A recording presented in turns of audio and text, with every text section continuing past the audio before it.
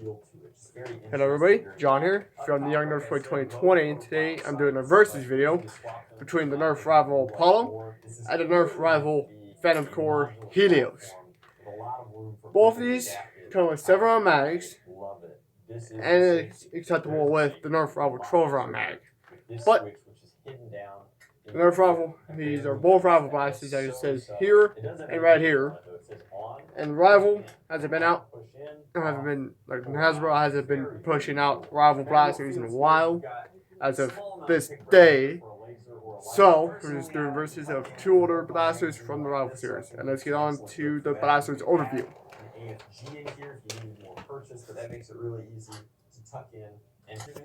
So this is the Nerf rival Apollo XV-700. The 700 stands for the 7-round magazine.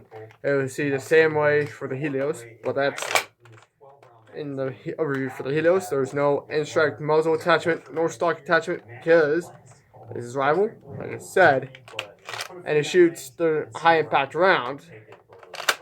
It is top primed. And rival, what is the age rating for rival is for 14 and up. So this is a competitive series for Nerf and for Hasbro in the Nerf area. So yeah, so stronger springs, harder FPS ratings, and also team colors. There's a red variant and a blue variant for the Apollo. There's also a Phantom Core variant of the Apollo, which I don't have. I only have the red variant because I'm Team Red all the way. And it's a top primed, so you have to use the forearm for a little bit. But this Apollo is the very first Nerf rival blaster, along with the Zeus. This one was released in 2014, and it's kind of ironic because the Nerf rival Apollo, the Nerf rival series in general, is rated 14 and up, which is kind of ironic since this one was released in 2014. But there is no jam door on either side, so you have to hit its own jammer button, pull this back, take out the mag, and then take out the jam through here, through the grip. That's why the grip is thick. That's why the grip is this thick, to fit the magazine. And yeah, so this is a spare. On to the next blaster.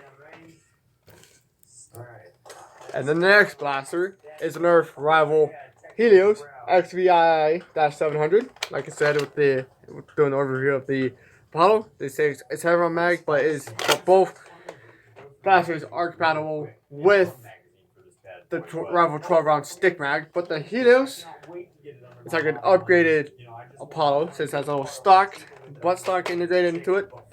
And unlike the Apollo, it does have a jam door, just in case if you get any jams or malfunctions. And I have the charging grip on the left side since I'm a right-handed shooter. But right here,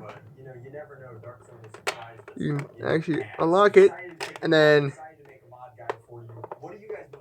you can put it onto the left side, just for you left-handed shooters. And it has, and it released in 2017. It has one longer type PT style rail instead of Apollo, and it has a little cheek part, little place for your cheek when you're aiming. And there's no in-strike muzzle attachment, since it is a rival.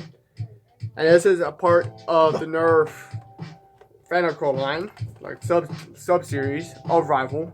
So you have like 2 little banners, one red and one blue, like flag things for rival, or you can go completely rogue team. So you can have, so when the Phantom Core first release, it comes with a little red banner or a little blue banner. So you can choose what team you're on. Like I said, I'm Team Red all the way. Or the Phantom Core line can be its own separate team. Because I have the Helios and the Nerf rival Chronos, which has a little flag thing for Phantom Core. And yeah, and also the charging handle is a spring return, so you don't have to push it back, but you can if you want to. But it is a spring return. Just to let you guys know. And both rival blasters have a little trigger lock or safety for you gun nerds, so you can put it down so the trigger won't shoot, and up is shoot. But with the rival, it's kind of like a marker. So here's the safety. So you push it this way for it to safe, and then push it out to fire. Like I said, both blasters are compatible, so you can have any mag. You can have the magazine from this one in the rival Apollo, or the Apollo mag in with the Helios. And let's get on to the firing demo. And there's my dog. So I'm starting out with the Nerf rival Apollo, since it's the first Nerf rival blaster in the rival line.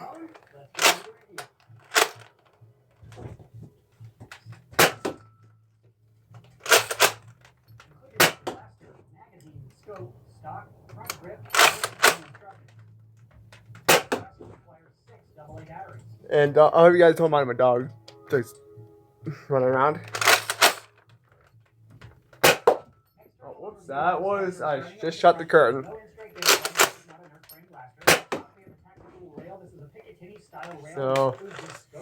2 shots left in this current sub-round mag. And down below, it's an adjustable vertical grip. It's in the down position, but if you push this forward, you can lift it up like that. If you push the other orange button, you can actually slide the whole thing off the blaster, revealing another technique. Now, moving on to the 12-round rival mag. It wobbles in the handle itself. It wobbles, but it's not going to lose its place. You can put it up and push that button again. And moving back to the access door right here, you can just push that open. You get your finger in there, clear up any malfunction. I did not experience any malfunction with this blaster. Now down to the magazine well. For the magazine, you strike the very large magazine release like that. Any magazine slides out. The included magazine is Nerf darts. However, the magazine is compatible with Nerf In-Strike magazine. Woo! Finally got some. Thank you. Nerf magazines slide in very well. There's very little compromise. It seems to be quite compatible with mag well. However, if you're using a magazine with one of these lumps, a lot of the 18-round magazines have these, and some of the old mags too. It is compatible. It does seat. It does feed just fine. But when you go to reload, this paddle strikes into the little hole right there, making the reload a little closer. You can wiggle the magazine out, and it technically works, but it's not very smooth. So you have to use the magazines with little lumps if you're going to use the Spectrum. But again, the included magazine holds 10 darts, and this can go into a 3 rounds left for Apollo. Moving on over here, we have the battery door. You need to see this. This blaster requires 6 AA batteries. Down to the trigger, this blaster is a semi-auto operating trigger system. And that was the Nerf rival Apollo. Very consistent and very precise. So the dig in my ring finger kept activating the rest. And now the Nerf rival Helios. So I'll show you the spring return action, even though the charging handle is on the left side. So this is me primed. And you see, that is the spring return action for the Helios. So it's not going to be for everyone, but I don't think it's objectively bad. It's a good option compared to the strap. Down to the grip. This is a phenomenal grip. It'll work well for younger guys like me. The length of pull is slightly longer than the strap. If you have big hands, I think this will be more comfortable for you than the strap. Yet it's not too extended for a young kid. This is a phenomenal grip. It's very comfortable, and I'd like to see more grips like Now this. whoop, oh dang it. But the grip kind of makes up for it. And moving up, we have an I dropped the mag. stock. So you press And it got at least a few rounds. the stock. It attaches sort of like a Nerf stock, but this lug is not compatible with your Nerf stocks. But it's also adjustable, so if you strike the little orange thing in here, But you can now, press it all the way. moving on to the 12-round mag, like I A said. whole lot of adjustability, and even in the longest form, it's still like a Retaliator stock or shorter. However, Dart Zone is now standardizing the stock. Jeez. So you can take the stock off of the Adventure Force Villainator and put it onto the Spectrum, just like with the Nerf blaster, switching the stock from blaster to blaster. I say again, this stock is not compatible with the Nerf stocks, and you cannot put the Nerf stock on this blaster. But it's great to see that Dart Zone is now standardizing stocks. This Villainator stock. Now, sorry for the change of location, but that is in the line of fire. So now it's just